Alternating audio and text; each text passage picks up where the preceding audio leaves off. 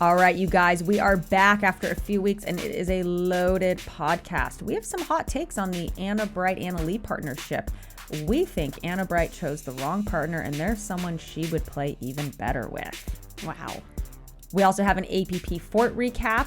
Megan and I finally dethroned before a medal round, but a bronze medal in mixed with none other than Aiden Shank. First-time partner. And one of us actually had a hospitalization 2 weeks ago. So stay tuned to find out which of us went to the hospital this month, Jilly B or K-Dubs, and an amazing conversation with one of our favorite humans in pickleball, Mr. Brad Tuckman.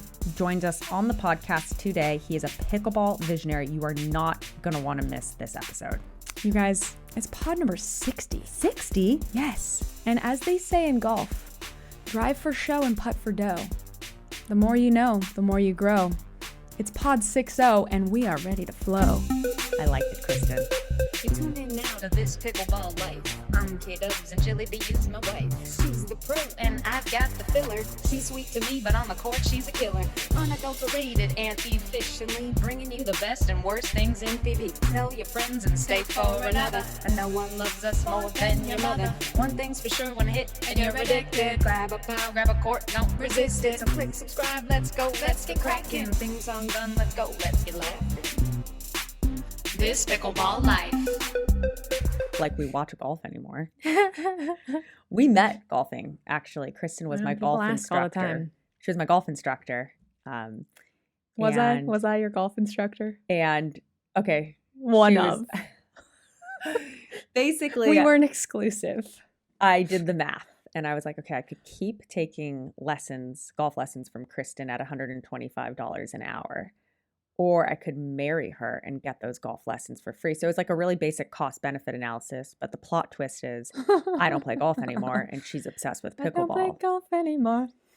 I get free lessons in pickle. Yeah, it really worked out in my favor. But what can I say? I'm a Sagittarius. Everything always works out for me. It really does. I want to come Nobody's surprised. I want to come back in my next life as Kristen.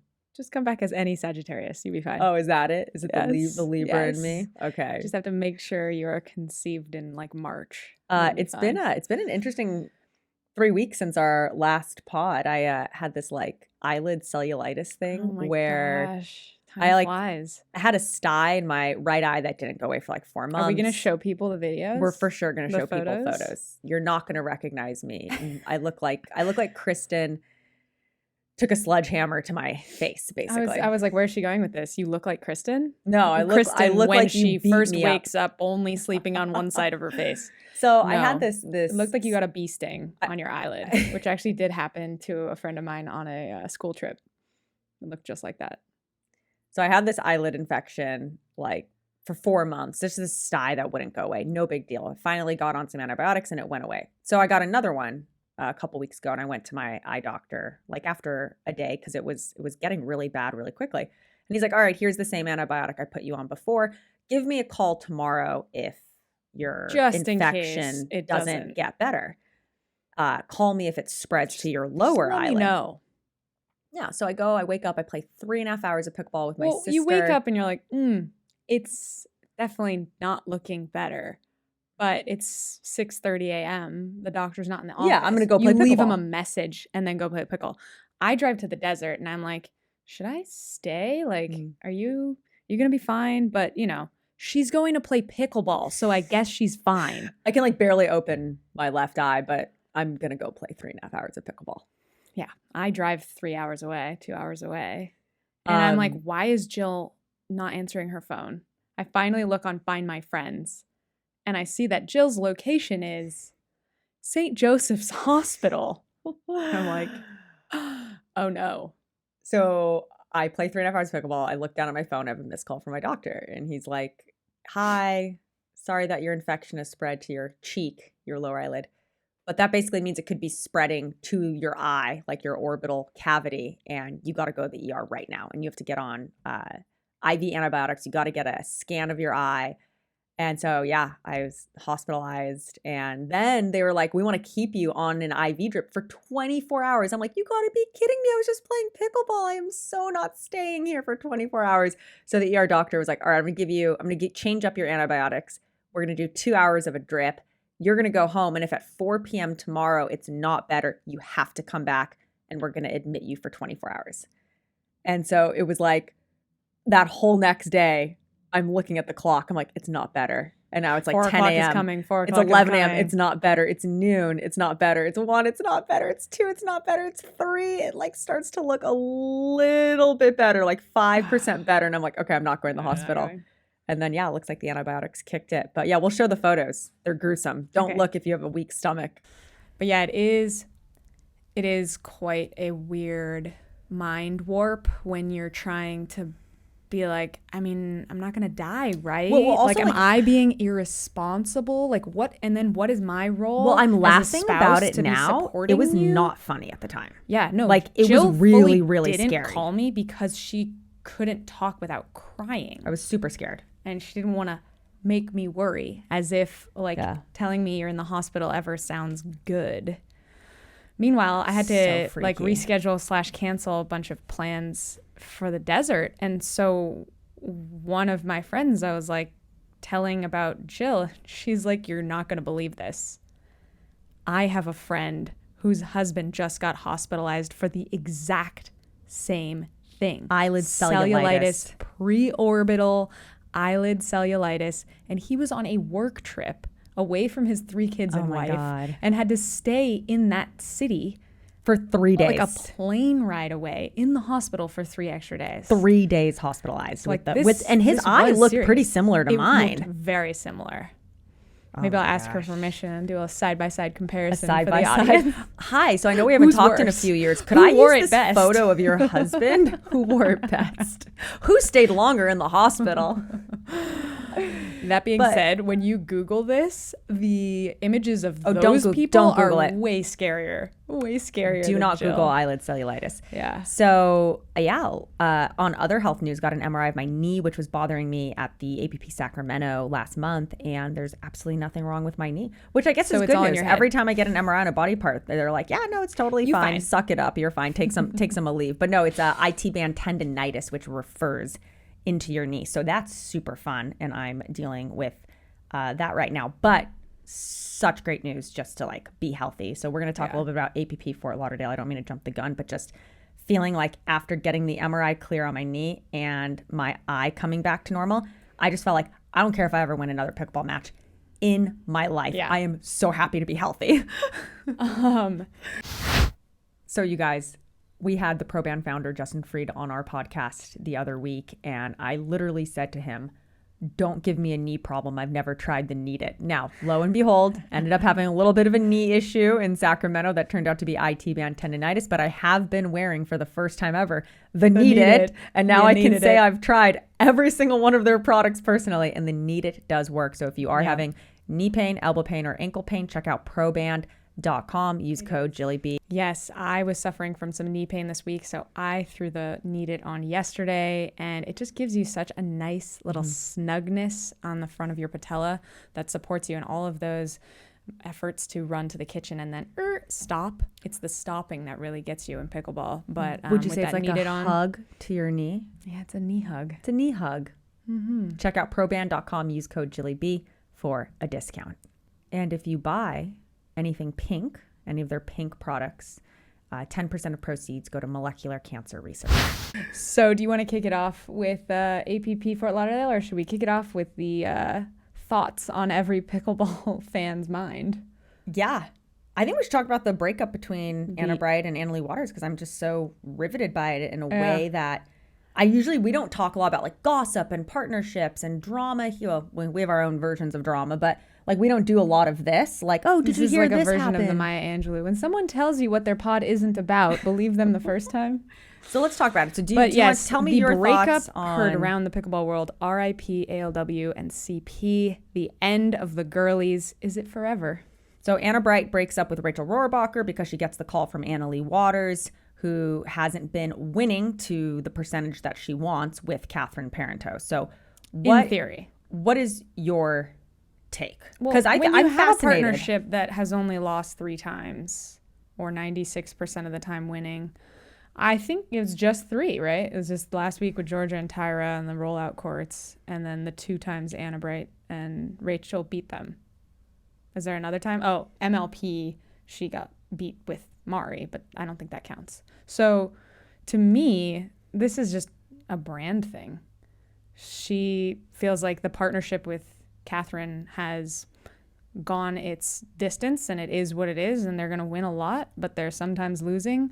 So, let's try something back to what she tried last year. Obviously, they played together previously, but I think it's way more of a brand thing where Anna Bright is a player that has more cachet, more interest, more talking points, more pizzazz.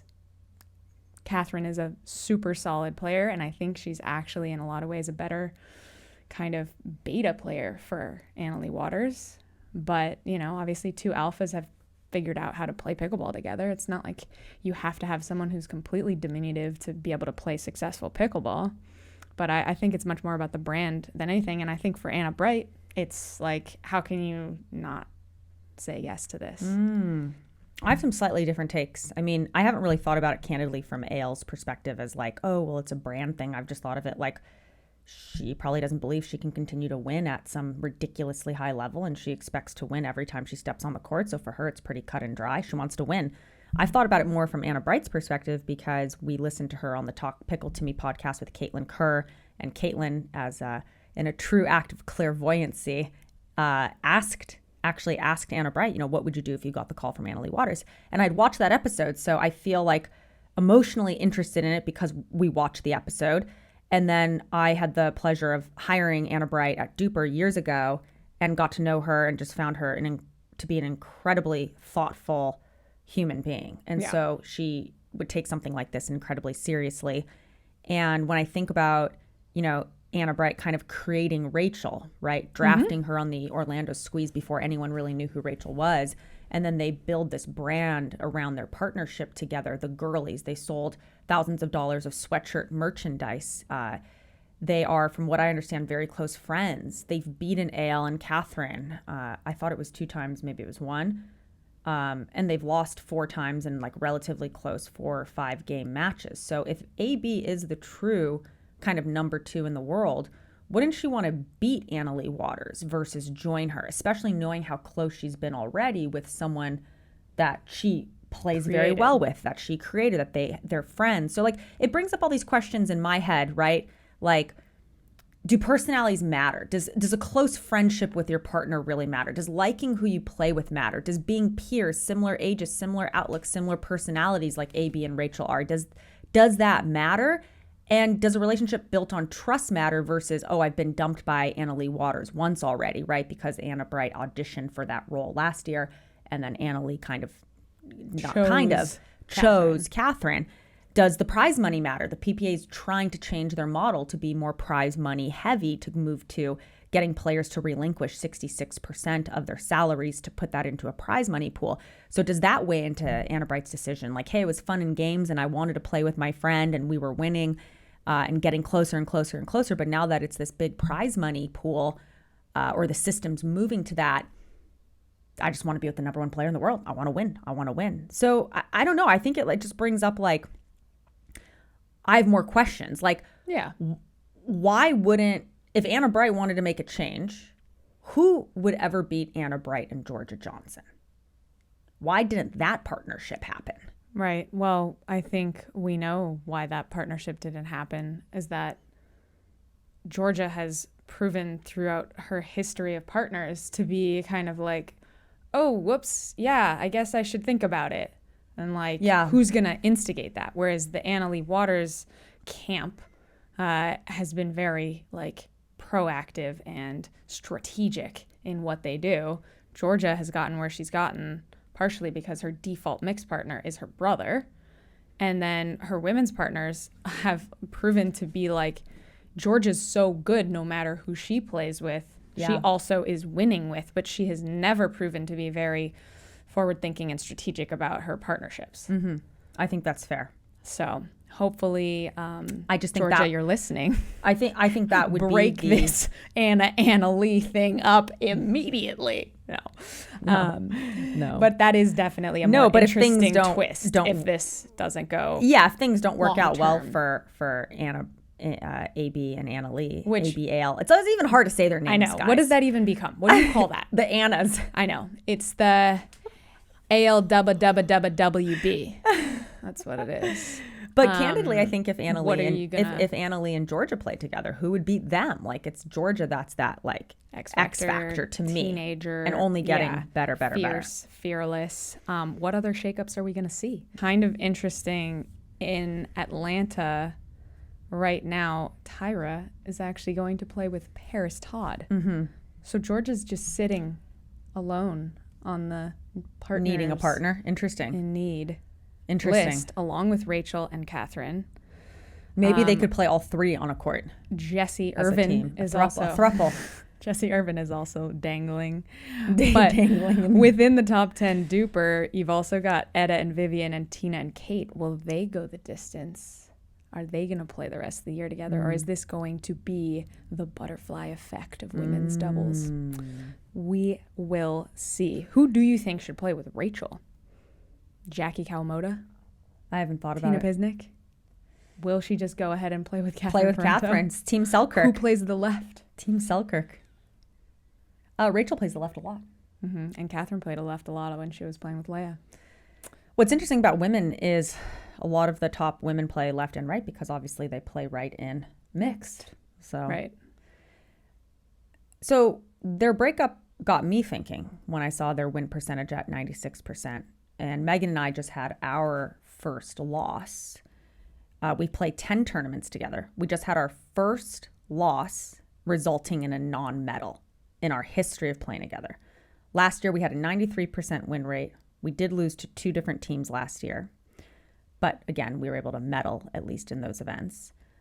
In total, we've medaled 9 out of 10 times we've played. In October through February, we won 6 tournaments in a row, including nationals. That came to an end in Sacramento. And now we've had, 1 loss in Sacramento where I was definitely not feeling my healthiest. And then 1 loss in the quarterfinals at the Fort. And it's like, just thinking about these parallels, like, do we just blow up our team because we lost in the quarterfinals? We still have this win percentage. Which is why I really don't think that it was like a win they thing lost for to them. Tyra and Jorja, and then 10 minutes later, Anna Lee called Anna Bright. I don't think that happened that day. Which also begs the question, did she actually have this conversation before the finals? Mm-hmm, like, did Catherine know it was their last event or together, on and a did that chopping affect block? their performance?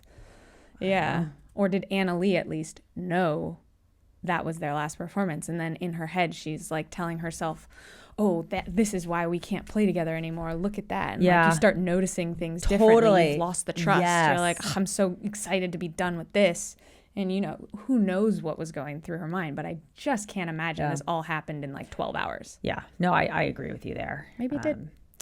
You guys, this podcast would not be possible without one of our sponsors, Leo Rivet Compression Wear. I have been wearing Leo Rivet compression tights, and I can tell you firsthand, these make a world of a difference. I can play for 3 hours, but the toll on my body only feels like 1 hour. I think there's a reason players like Ben Johns, Andre Deaskew, Zane Ford, Jay DeVilliers, Caitlin Christian, we all wear compression. It's because we're smart. So be smart. Check out leorivet.com. Use code JillyB for a discount.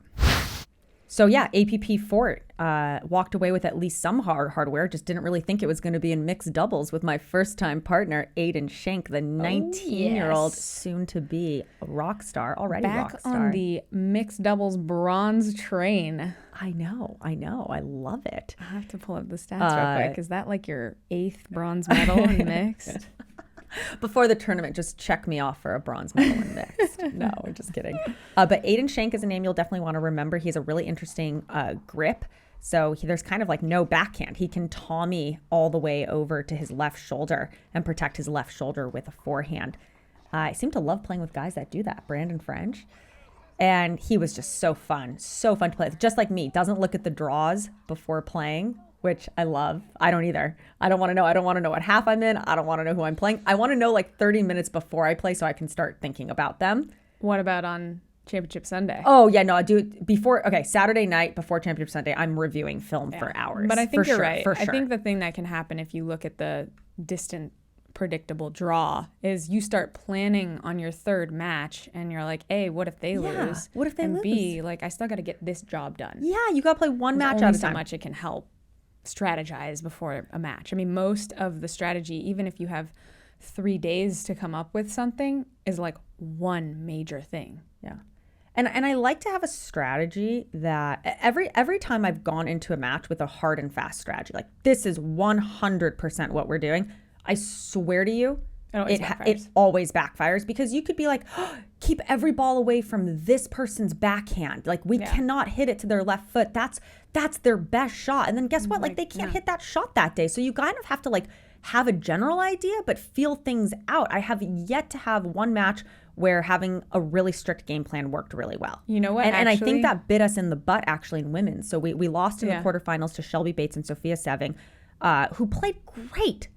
They played great. I thought we played fine. Like there were no injuries. Like we felt good. But it was super windy, crazy windy day. Lots of upsets. What I do see happen a lot to you, and I could be creating this total story in my head. Oh boy. No, you're gonna love this. Okay.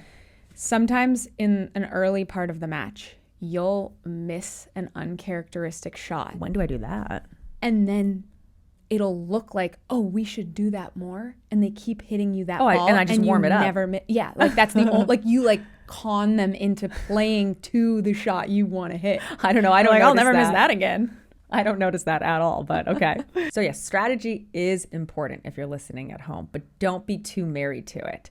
It's like all pickleball advice is contradictory. As my coach, Scott Crandall says, if the plan's not working, do it better. Adjust to their adjustments. So I don't know. It sounds weird to be like, yeah, we lost and I'm excited about it. But it's like, yeah, let's get better. Everyone's getting better. Like maybe we need to practice. We never practice. We show up to tournaments, we win them, and that's great. But it's like, okay, maybe like there are some patterns or plays that are working against us. Let's shut that down. Shut it down. Like so you always assess so much more out of the losses. I don't like to fetishize failure, but I do like having a challenge, and I do like going back to the drawing board and getting better and being challenged. Like that's fun. That's like a detective work. Yeah, you know, sleuthing. You gotta, like sort things out, figure things out, try things, see how they work. I think that's the thing that I love so much about your partnership with Megan is your brains. I feel like the two of you and your pickle IQ is just bar none. We sat down, we had a debrief yesterday. So, 4 or 5 days later, we watched the matches back and we're coming back stronger. That's all you can do. What's the other option? Hey, US Open. You get to test it out against the waters. Yeah, I know. I'm so excited for the US Open. I texted Megan, just like, cannot wait for this tournament. That's in 2 weeks? Yeah. Let's go. No, 12 days. 12 days we leave. April. Yeah, but I think the women's doubles is in 2 weeks. We did a super fun tour of the fort with Brad Tuckman. Brad is going to be on the podcast today. Do not stop listening to this podcast before you listen to the interview with Brad. It is that good and he is that smart. And the fort is really and truly that innovative. Very, very cool. I think the most intelligent innovation of all in this world of pickleball being so blasted on for its noise level is just find the noisiest place on earth, put it right next to an airport. Nobody's complaining about that noise ordinance. But when I play at the fort, I don't feel like I'm hearing airplanes the whole time. There are venues where I play and I'm like, oh, they're my god. It's like because you're so close to the airport that they take off in the opposite direction. They never fly over you. I don't know, but yeah, I never feel like I hear the sound of planes at the fort. Interesting. I think it's just like a constant like white noise. Okay. It's not like airplane. It's just airport. And you were just going to say we had a clinic too at the fort. Yeah, we had a clinic with cutie Ken wearing his Leo tights. He was so proud to show off. He had his Leo shorts. And I should be more Dr. specific. Brett and Mona and Tammy. Yes, excited to and hopefully Ryan, get that crew who plays together. with Mirch. That was such a great crew. Yeah, we had an super awesome fun. crew of people.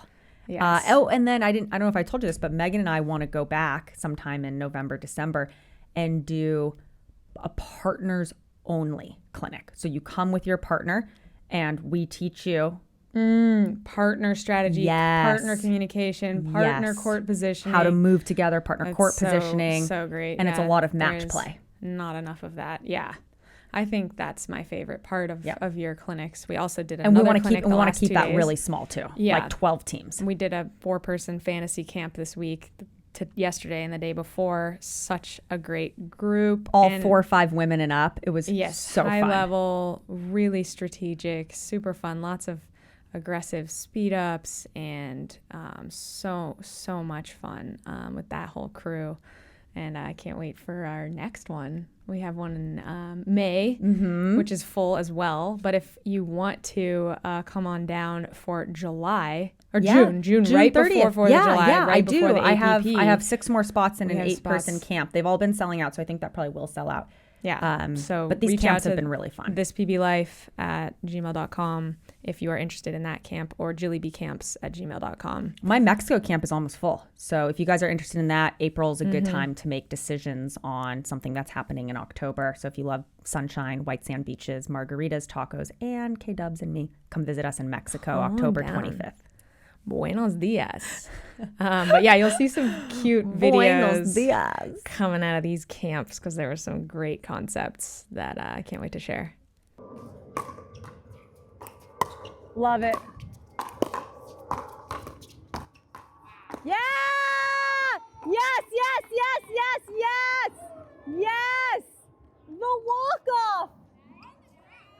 Kristen mic'd me up during the hour match play session. So it ends with lunch and then match play. So I fill everyone's bellies and then I send them out to the court to go pull a hamstring. Look for. And you mic'd me up and it's just like, I'm dying. I'm like laughing, cheering. Like the points were so good. You know what is really so great about that, and what I love because I'm a golf pro, I guess, it's such a parallel, is that idea of you did the right thing. Yeah. But you lost the rally. Don't worry about it. And that's okay. You have to keep staying true to the right moves, the right decisions, and committing to that, even if you don't win every point doing it. Well, there was one thing that surprised me. So we have these group of, 4 amazing women, like all really good. They've taken camps before, 4 or 5 and higher. And yet there's this little bit of fear of like looking dumb, of missing, of trying something new. So something I always try, and not wanting to bring down the group, but everyone's scared of the same thing. So if we're all scared of the same thing, like let's lean into it together. So something I always try and convey to my students is like, you didn't spend $1,000 to feel comfortable. Right. I was just thinking that. So it's always this push and pull mentally because they want to improve, but the pain of that sometimes is too scary. There's a fear factor there too. It's so like you got to push past that. You want to learn things that are new. Yeah. But at the same time, you're like, wait, but what does this mean? I've been thinking my entire pickle life. Mm-hmm. So you've got to break free of the comfort zone. That's where all the magic happens, as we continue Well, to as say. Morgan Evans always told me, he's like, the comfort zone's a beautiful place. Nothing grows there. And even like when I practice, for sure, like when I'm playing games, not just drilling, I will always be trying new stuff. I give myself permission to let my freak flag fly. And we talk about like serves. Give yourself permission to miss 2 serves a game and see what that renders. See how many now short returns you get, missed balls you get. And if and when I do publish yesterday's match play, you'll see like there's a look to the game we were playing. Yes. Like you could tell everyone on the court was trying things. Was hunting. Closing. Doing something outside their comfort zone.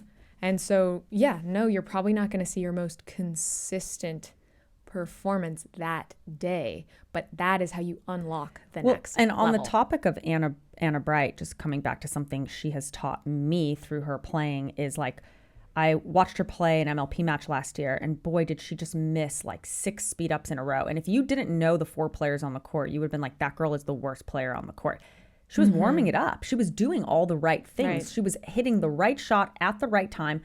And she didn't let the poor execution convince her to change what she knew was the right shot. And that's what it looked like yesterday. Maybe people were missing some stuff, but you could tell like, oh my gosh, that was about to go over. Totally. And then you're striking like the fear of God in your opponents too. And there's so much to be said about like hunting the ball, being more aggressive. And even if you're missing, you're at least striking that fear of God. That reminds me of something I heard in a documentary with Toglu talking about Serena. And he was saying she was playing this match and she kept going to the net and losing the point. But the end of the match, he was like, every time you went to the net, you won the point.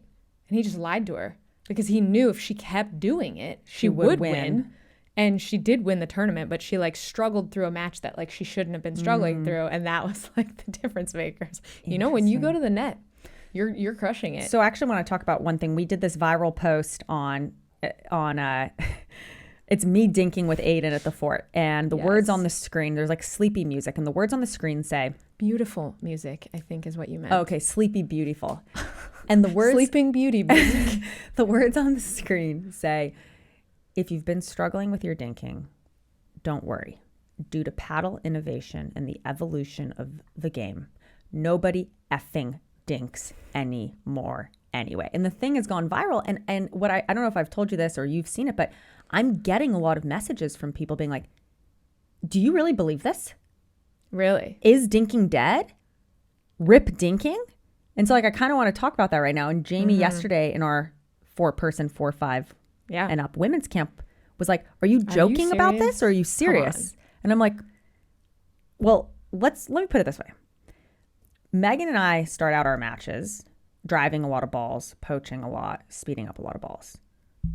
Someone's got to prove to us that that doesn't work until we slow the game down for them. Exactly. So like, it's like I'll dink really aggressively until someone can prove they can ATP it. Exactly. I'll Ernie a lot until someone can prove that they can not defend it. Yeah. Like, so it's not that dinking is dead. It's that it is the hardest. The soft stuff, like Lee Waters just said this on the podcast, the soft stuff is the hardest thing to learn. So I think someone's got to earn that from you. Right. And you and should we've practice all had it. that experience of trying to hit third shot drops like into the net. And you're like, if I just smacked something over the net, they might whiff it or tip it wide or anything. But if I hit it in the net, I'm inviting that loss of rally. And it's frustrating. So you have to kind of commit yourself through that phase. But is it overrated? I think that's the question we're kind of addressing here. And I guess the real answer is, well, of course, the best players can win with any speed of game. And it's up to you as the better players, the better team, to play the style you want to play until they make you play a different style. Yeah, I mean, what do you guys think? Rest in peace dinking? Or if we're to say that paddle evolution is to blame for this, why? Is it the counter? Is it the speed up staying in? What about paddles being faster makes dinking? Or is it just harder to control a dink because your paddle is so hot? No, I think I can answer that. It's so funny when I see like a previously viral clip of pickleball, maybe from like 3 years ago, like, I'm instantly like 0.75x. I'm instantly like, oh, this is from like 4 years ago. This is from 3 years ago. This is US Open 4 years ago. Like you just know it. It's not just the camera quality, and you know it because no one can put a ball away. So dinking was the easier way to win then. The easier way to win now is I can put a ball away. I can finally put a ball away. Let's get in a hands battle. I have a fast paddle. And I have a higher likelihood now of winning a point fast than slow. Whereas 4 years ago, your likelihood of winning the point was slow, was getting someone to miss a dink because we could all get the ball back because the ball wasn't moving fast. Like that's what you always love. 3 years ago, you watch a video, you're like, there were 7,000 defensive plays in this 1 point. How did they get the ball back? It's because no one can put a ball away. Right. Now you can put a ball away. Right. I wonder who misses that style the most. Catherine Parento. Catherine Parento. Sorry, too soon. Too soon, Jill. Too soon. That was not Riley nice. Newman. Lindsay Newman.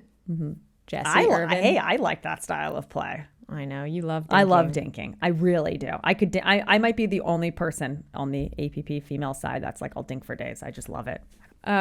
What else do you have for us, K-Dubs? I think we're ready to wrap. Just next up, U.S. Open, as we said with Megan. My first ever U.S. Open, you guys. What do I have to expect? How have you escaped the U.S. Open all I these don't know. years? But yeah, playing with Megan Fudge and Mark Dancourt. Fun fact, had to play Mark Dancourt, my partner from APP Sacramento, where we got a fourth place. Had to play him first round in this last tournament at the Fort. So now we're back together again at the U.S. Open. Yes. And then people keep asking me who I'm playing with the rest of the year. So I'm really excited. I have Mark Dancourt for the U.S. Open, then Will Sobeck for Cincinnati. Then I'm playing with Aiden Shank in New York, another major. And then Newport. And then Newport will be Richard Livernese. And he is, I really believe in him. I think he's such a good player. I think our energies match really, really well. And we'll just ride out the year. Singles bracket against each other to decide who will play with Jill the rest of the year. No, a jumping contest. Oh, Aiden would win that. How many bricks can you jump over? Can you leap the net? No. We're gonna have an exciting end to the season. Yeah, no, I'm feeling like fun. Healthy, optimistic, super positive about where everything's trending. I think it goes without saying that our last clinic was also sponsored by Rainstorm and at the Fort. We got a cooler. Everyone gets towels and gear. So huge shout out to our sponsor, Rainstorm. You guys, if you're drinking Celsius, just stop. Pick up a Rainstorm. It's clean, plant-based energy. It definitely gets me through my matches, especially the long tournament days. And the proven winner in a blind taste test. Mm-hmm. So it's not just our own opinion, it's fact. Go get yourself a Rainstorm. It is delicious and energizing. 200 milligrams of caffeine. It will keep you going and improve all of your drives. Kind of sound like you said 200 million milligrams of caffeine. Can you imagine? I would just blast off right to the moon. So without further ado, you guys, next up, our guest is not only the owner of the first and only true pickleball facility and stadium, The Fort, but he's also a former photographer, designer, business owner, innovator of all things. He even created a pickleball training aid. He is a 5-0 with a big asterisk pickleball player, and he's got a voice for radio and a winning smile. Ladies and gentlemen, our friend and visionary, Bradley Tucker. Oh my God. She just butchered his name. I ruined it because I said Bradley. We're keeping that. It might be Bradford. We don't even know. We're keeping that name. We're keeping that in. Brad, now you know. I love you more. Brad Tuckman, ladies and gentlemen. We are so excited to have our friend Brad Tuckman on the podcast today. When Brad said yes to housing and hosting us at the very first tournament that the Fort hosted back in January, he didn't know we were going to subsequently ask him for the exact same thing every single tournament. Now he's actually thinking about canceling some future APPs at the Fort just so he doesn't have to see us again. Brad, thank you so much for being on the pod. Thank you, and thanks for all the chocolate you guys actually leave behind.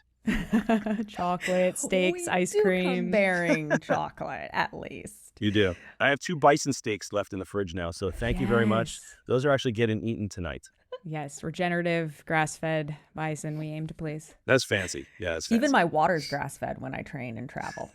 Yes. However Hard you do to that. believe you had a calorie deficit while we were there, you know? It's like you can't have enough hours in the day to stuff this food in your face during pickleball tournaments. So, Brad, when we were at the Fort just the other week, you were nice enough to take us on an amazing tour, and we have a whole separate YouTube video for that. My first question for you is, most people who have a dream of building a pickleball facility start by building like 4 indoor courts, but you were like, you know what, I'll just go ahead and build the most premier facility anyone has ever seen and invest $30 million into it. Walk us through your mental process on that decision. Well, first, thank you for the nice words. I do need to hear that more often. I think at least twice a day to get me through the day. When this first started, it was, I was one of those guys on the hockey rink that had 6 courts in Fort Lauderdale. And, this is back during COVID. I was waiting to play then. And I was like, this is not going to work. I can't, I love the sport. I finally have friends. All I ever did was work. But I just can't keep doing this. So the idea came around to start figuring out how to build a club. And me being me, Go big or go home is kind of the way it is. And, if 6 courts are full right now in a park, what am I going to build? 6 more that'll become full? So, and you start realizing from a business standpoint, how many courts do you need to actually turn this into a venue that is more than just pickleball? That's great for large tournaments. That's great for corporate events and so on. So in the end, that's kind of how the beginning got going. But, go big, go home, I guess. Create twice as much effort as I would have another way, but it's worth it. You wanted to build 1 court for every hour of the day. You were like, I want to be able to play on court 1, then court 2, then court 3. No. Why not? How many courts do we have? For 2 days. There's 43 courts, including the stadium. For 2 days, then. Yeah. If you're gonna, if you don't sleep, yeah. I mean, there wasn't room to just squeeze one more in, like right next to the beach, so you could have that 44 at the fort. Like I've been saying 44 this whole time, and now I'm realizing I've been wrong. I think I may. Well, I'll let you in on a surprise. Sooner or later, we are gonna have a floating court. I was just gonna suggest that. Sooner or later. Every time I see one of those on social media, I'm like, we're doing that. We're doing that. So sooner or later, there'll be a floating one on the lake. I'm not saying when. I'm just saying it'll happen down the road. To those who think that the world is a simulation, we were just talking about floating courts yesterday, and here you are talking about making a floating court. That's great. I mean, as you said, 43 courts, you need to add 1 more. I was about to say, put it on the lake. Literally. Make it floating, literally. and then Brad said it. Can you please name it Large Marge, the Pickle Barge? Oh, that might happen. I mean, you know how our bar name got done here, so you never know. I mean, I'm going to write that down when we're off the call. Actually, send it to me because I will forget. So, Brad, walk us through some of the most difficult, largest learning curve situations you found yourself in, because you don't have a background in tennis, pickleball, facility creation. You have a very different background. And I know that this was like land that was at a park owned by the fort. Just walk us through what that process of building the facility was like, how long it took you, and what some of the surprises were. Yeah. Oh, they continue every day. But I mean, so it's a public-private partnership, often called a 3P. And we did that with the city of Fort Lauderdale. Without that, we can never have done this. We have around 9 acres or so, 9 to 10 acres of land plus an 8-acre lake. In Fort Lauderdale, I can't even put a price on that, especially where we're right next to the airport, $30-40 million in land at least. So, we would never have been able to build this without that. And that's part of the reason why I've been able to spend so much more money on building the facility out, because the economics made sense over a long period of time. So again, thanks to the city of Fort Lauderdale on that one. So that's a part of the process is what land or what building are you going to secure, which is difficult, and location matters. With any business. So with anybody out there who's thinking about doing it, just think about location. Just because you're going to drive there doesn't mean other people are going to drive there.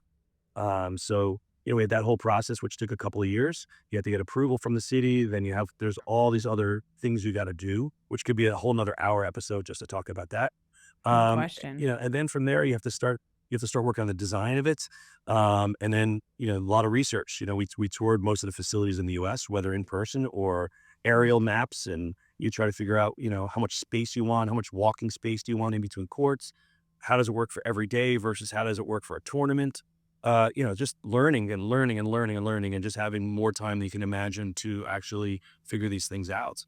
And then finally, when you get open, then you got to realize you have an app people have to use. And people used to go to the park with no app. Now you have to tell them, sorry, you got to use the app. And then you have people who start trying to trick you and start trying to send screenshots of their app to other people so they can sneak their friends in. Who knew that would happen? So there's always something you don't expect in the business. And, the fact is we're at 650 members now and we're about 10 weeks in. So wow. I'm really pleased, but also I'm disappointed because I own the business with a couple of partners, and as great as 650 is, why not have more? So we need to get to a certain amount for us, not for the revenue, but for the overall, I'll say, excitement of the club, because we have 40 something courts. So, you need to fill the place up. So for me, can 40 courts sustain 4,000 members? The math shows 4,000. We're not doing that. We're going to end it at 2,500, and it may end at 2,000, to be honest with you. It depends on whether we get members that are during the morning, the night. Are they skill level 3.0, 3.5, 4, 4, 5, 5 and up? So, I mean, we all know like over 75% of the normal pickleballers are 3-5 or less. And if you factor in all people who play pickleball, like 90% are less than 3-5. So we're working hard to try to bring all skill levels in here. When you talk about what's difficult to open a club is early on, you get all the players that are high end because they want to go and play at a great place. But from a business standpoint, you want to have diversity of members from a 3-0 to a 5-0. Yeah, you don't Right. want a bunch of me. We're like, hey, No. we want prime court Needy. time for free. Where's the cold Elitist. water? I want guests. Like, yeah. How high yeah, is don't this go net? there, I'm getting Brad. out my measuring tape. Exactly. Yeah, you want that bell curve. Yeah, you want But it all. it's true. I mean, everywhere I've been, people go where the players are. Correct. You want to be at the place where the players are. That's also a premier facility. But the best premier facility in the world is only great if you bring your 3 friends or your 8 friends or your 12 friends.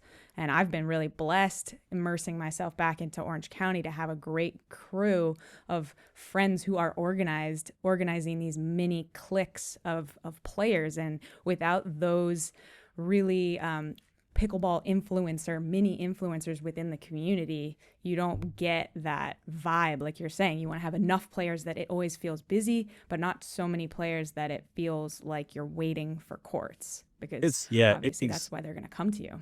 Exactly. It's that right balance and making sure that even though it's a big facility, we still have a community feel. I don't want to lose what pickleball is, which is a place where people hang out. One of the happiest moments I had was 2 weeks ago when the bar opened. I saw people playing backgammon at the bar. Now, I was happy because people were just hanging out here when they weren't playing pickleball. And that's a big goal of mine, is just to have people here that this is their, I call it the uncountry club. This is just a place where people can hang out, and it's their second home. Actually, it's the third place is what people are calling it now.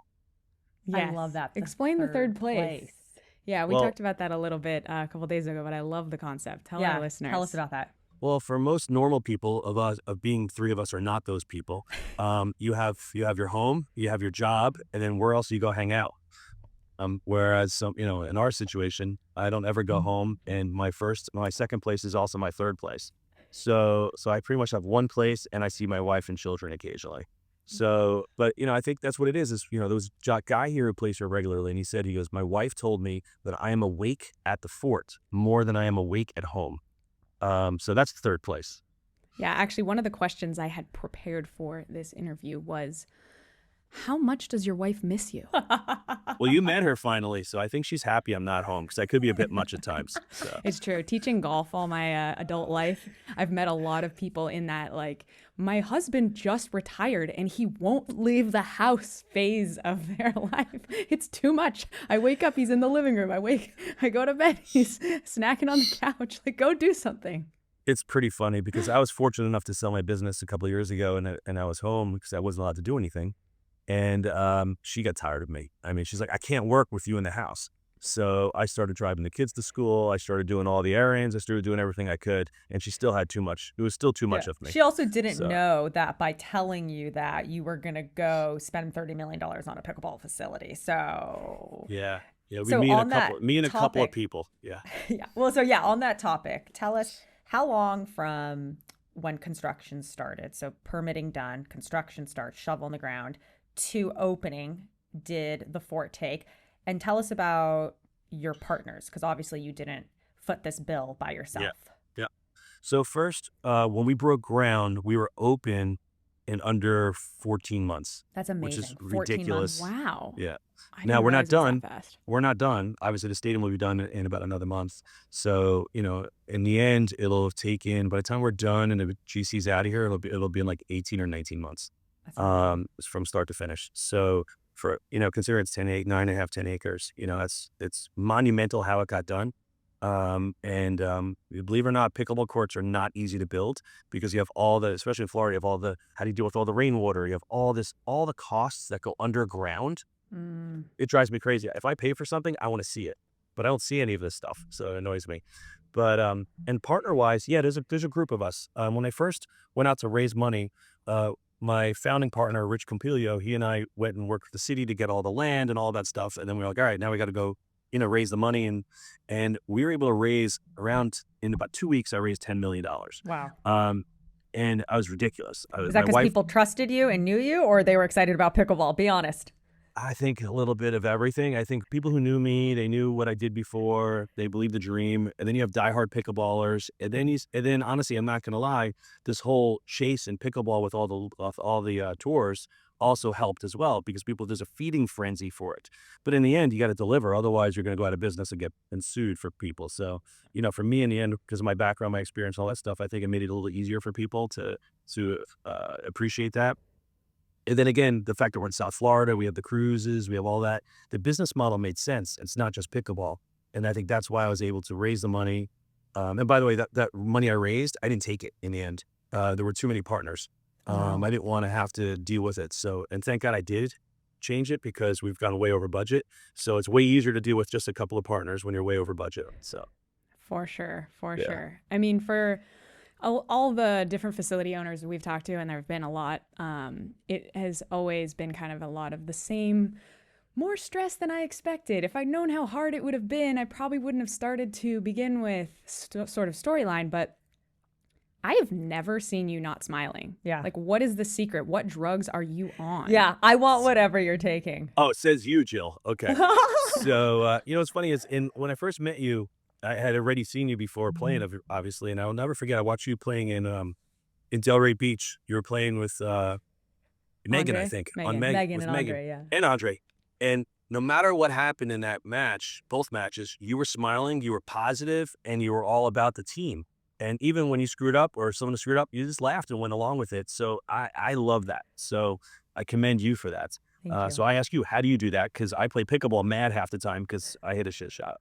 Oh, the classic answer a question with a question. That's You a like smooth that? move, Brad. Yeah. I see you. But I honestly, I'm generally speaking, I'm very happy. I'm intense also. So when there's a problem, I address it. And if that problem continues, then you see another side of me that I try not to let come out. So. Yeah. Well, I applaud both you and Rich. Rich was out there like directing traffic.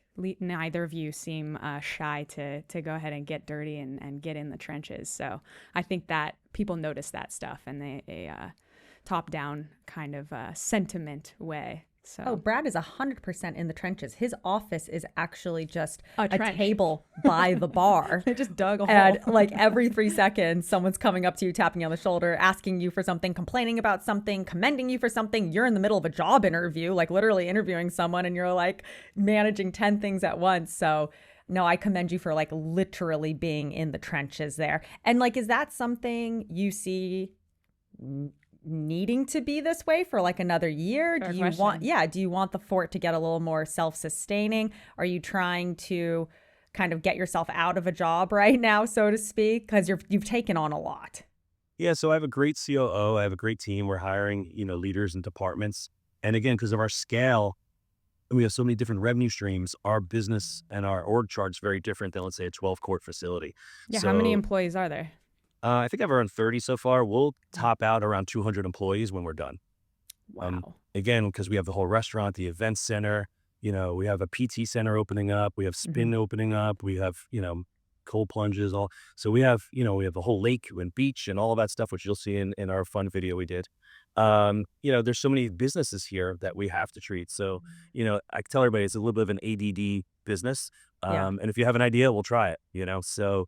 But yeah, to answer your question though is, I kind of love it. So I love being in the thick of it. And I missed actually all the years I was doing my business. It was crazy and I missed it. However, I promised my wife I wouldn't be doing this for the next 30 years like I did my other business. So my goal is to take this year and make sure the vision is delivered, make sure the staff and team the leadership is in place, make sure the customer service is right, the branding is right, make sure we fill our memberships up, make sure our event business is going well. There's a lot of things, but in the end, if you don't hire the right people, you kind of screwed. So, you got to fail fast and fix it. So if I'm going to fail fast, I want to be there and see it. So when it rains, I can see where the water's pouring out of the gutters myself. So I might be too involved, but I did swear to my entire team the other day that I would start delegating more. So it is a problem. So my secret weapon on the court is totally invisible. It is my Hessecourt grip. If you guys have yet to try a Hessecourt, I play the pink extra small, as does Hayden Patrick Quinn, Jaume Martinez-Vic, and kind of a lot of other pro players. I think I've seen Tyson playing it. To be clear, it is not like the Emperor's New Clothes. You can see it. You just have to be looking for it. yes. You have But to be you can looking for it. Definitely feel it. I just put a Hesicor on one of our campers' paddles yesterday, and then she went and played more pickleball after the clinic, and she was like, oh my gosh, I love my new grip so much. I love that. Was that Susan? You can literally feel the difference. Yes. Oh, that's awesome. Dr. Suze. So go to shop.hesicor.com, use code JillyB. Well, you know, pickleball we talk about is so nascent that there really is no perfect background. But I think you might have accidentally been that, because when I think about what you did before, which, just to catch up our audience, and I'm probably going to be wrong on half of this, but you were in this sort of world where you combined not quite being an expert in all these things, photography, design, Software. clothing, software, and you find efficiencies where people often are so in their mode that they just keep doing it the way it's been done. And you are that visionary who has come in and found these efficiencies and these ways to extract more monetization with less work, and making people working in harmony and finding those optimizations. And I think that's exactly what you've done with pickleball. Like, please don't find me a bunch of tennis people to run a recreate pickleball something facility. that's already dying, that already has problems. Find me people who don't know tennis, but who know efficiency and optimization and humans, and make a facility that people want to be at, that looks good, that feels good. Yeah. And you've got a winning combo. Yeah, first of all, thank you for the nice words. Yeah, I mean, originally I was a photographer, and so that's all about detail. And, you know, from there I went up building studios all over the world, and it became more about, you know, working with our clients. So we worked with big brands from Lululemon to Walmart to whoever. And, you know, so it was always about the top quality. And you know, I think it was you and I talking the other day. Like, little things will stress me out, like tangents of fonts and whatever, and it just makes me get icky. So, you know, so some of that is problematic, but at the same time, I think fontitis as well. it's a I share huge that issue. sentiment. Yeah. It's, you can't not see it when you don't see it, you know? Yeah, No, what Brad and I talked about was looking at someone's resume, and it's like if the spacing is a little off, or there's like 3 different types of font, or even just like black is like one color, but then dark gray. The indent issue. Oh yeah. It's a problem. It's a problem, but it's also good. So yeah, thank you so much. That all those things helped. And I also grew up in the arcade when arcades were hip and cool, and dirty, and also the amusement park world. So this is kind of that. Yeah. It's a little bit of everything, and at the same time, you know, my background in marketing has really helped, like, especially with our marketing and how we're working, like all of our courts are going to be streamed, and how we're creating a TV network of that and all those things. So I think sometimes, you know, the benefit of getting older sometimes is you have experience, but also the benefit of being younger is you're more optimistic and you don't see the problem. So I think it's a fine blend between being aware and also having a little naivete, so you can actually go ahead and push forward without barriers. I know. I find that often in the things I've learned about video editing, that I'm like, okay, I know how to do that now, but I don't ever want to have to do that again. That was way too complicated. Yeah, so find someone who knows it better. Yeah, I agree. But I definitely wanted to ask you about the streaming on the court. Sorry, Jill, I know you have another question, but tell us about each court being streamed. I know we saw a little bit of that at Nationals, and I noticed the cameras on the court. I was like, is this being streamed? When is that gonna get unveiled? Wow, that's really cool. Yeah, so there's a company out there called PlaySite, and they have their streaming. Great jobs. You know, they have facilities all over the world, from professional teams to pickleball and tennis facilities. And that's the technology we're utilizing as the backbone of our video. However, what we're doing is we're creating something called Fort TV. And as we have 43 courts, we have 43 people, or actually 4 times 43, 160 people creating content at any given time. Love that. And because we are a ratings required club, so at the end of the month, you have to be rated to play in any of the open play or skill rated play, things like that. So with that, you'll be able to log into our website coming up, and just like you're shopping for clothes, you're going to be like, I want to watch mixed doubles 40 plus 4.5 match, and it'll pull up the actual court that it's actually going on. So that's the type of stuff we're doing. And also, it also records, it downloads, you can argue your calls afterwards. You can push, when you're done, you can take your session and the software tells you which were the hottest plays. You can then push that online. And then at that point, you can start tagging the sponsors. So obviously we have a joint partner with you guys and us, Rainstorm. Amazing. And so at that point, our partners are getting streamed 18 hours a day on the court. So if someone's playing on here, their logo is being streamed. Well, Um, you bring up such a good point because just last night we did this post and it's going viral, and it's just me warming up with Aiden Shank on one of the Fort courts, and we're dinking, and then the words on the screen say, "Hey, if you're worried about your dinking, don't be. Nobody effing does it anyway anymore." And as I'm watching it, I'm thinking, Charles Smith wine. And right, there's like such amazing branding. Like, you guys have done such a good job selling sponsors. And I'm watching this video back thinking, hey, this is really good advertisement for Charles Smith wine as this thing gets 200,000 views. Like, Brad is brilliant and enabling and empowering all of your players to essentially become content creators has to yeah. be such a massive benefit to your sponsors. Yeah, they're excited. And, early on, they didn't believe me when we were just selling piles of dirt here. And so now that they're coming here, they're starting to understand it and see how that's possible. So I think it's a great opportunity. When I see people sponsor stadiums and things like that, yeah, you have 50,000 people coming in there, but they're really looking at every logo. And we're expecting 1.5 million people through our doors in 2026. So if you think about it, it's 1.5 million people that are going to be walking around here and seeing different things. And then if they are all turned into content creators, early on in marketing at UGC, people always talked about the importance of UGC content and user-generated content. We're pretty much doing that all day long. Yeah. So like, for instance, Rainstorm behind us, we're going to start doing every month, best body bags, best ATPs. You submit for all these contests, and we're going to, get people to tag and post and reshare and all that. Yeah. So our sponsors early on, we were selling piles of dirt here. Some of them believed us early on. And then, over time, now that we're open and they're actually seeing the value that we bring, rather than just engaging people from a sign, they're actually getting they're getting video content, they're getting tagged, they're getting basically user-generated content every day.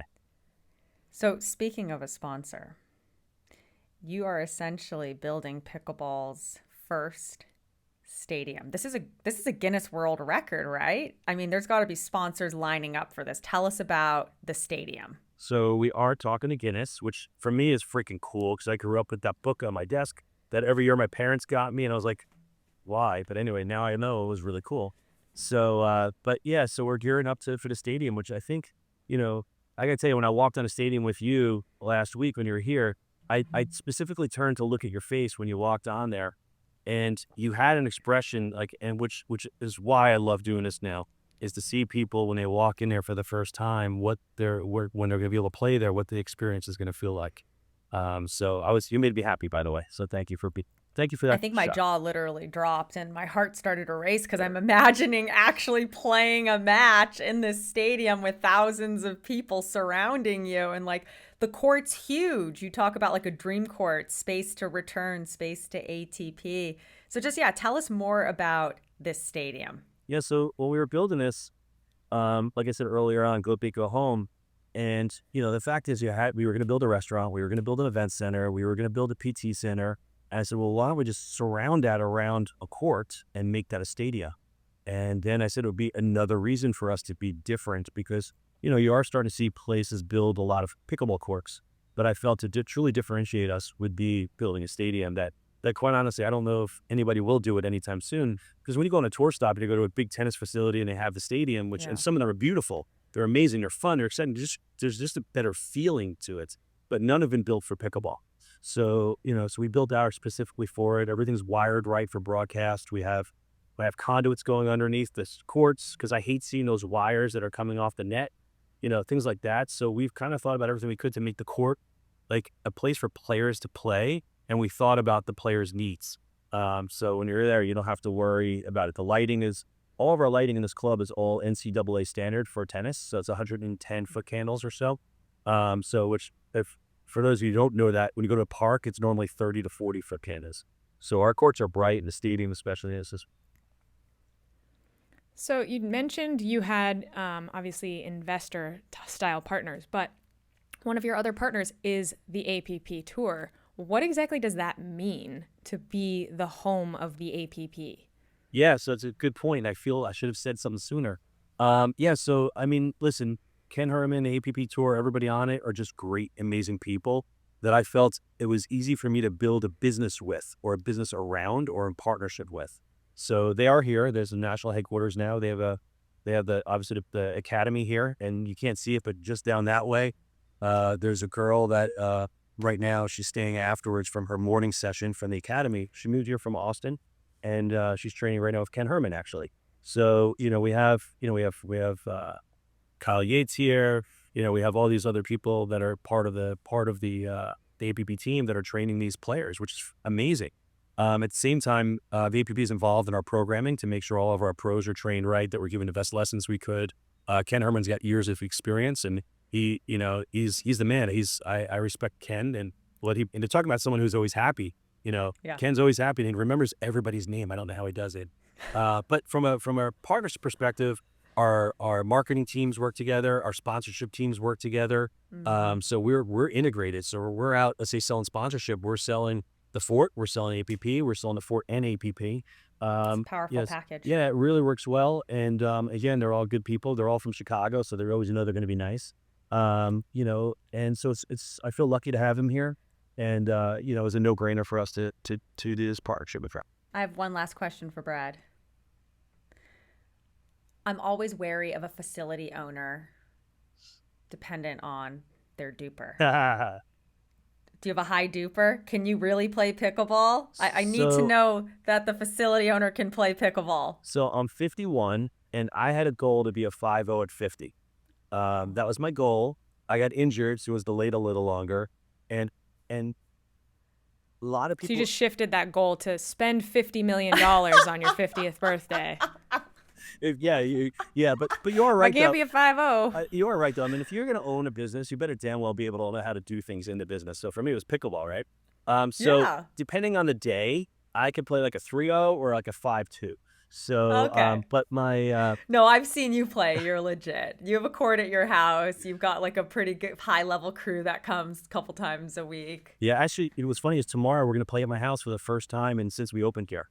So we're calling it the OG. So we're all going to go play at my house. And to be honest with you, you know why? Because I can't play here right now. So I'm so stressed looking at everything that needs to be dealt with. Yeah. So I said, let's just go back and play there. But the funny thing is I actually don't have an official duper rating, which is crazy because I couldn't play in my own club right now on certain courts because I'm actually not rated. Yeah, I checked. I'm going to put it on screen for those of you watching. Yeah. You have a 1% reliability score. I feel like that's I didn't know that a existed. Flex. Wait. I feel like this is kind of a flex. We are the largest duper facility in the world. I run it, and I don't need a duper. I think that's a flex. Well, I got to tell you, my back does not allow me to play in a tournament. I could play in a league for 2 hours, but I give you guys credit. You play all day on and off, and anybody, like, if you ever talk about Triple Crown, I don't know how that's humanly possible.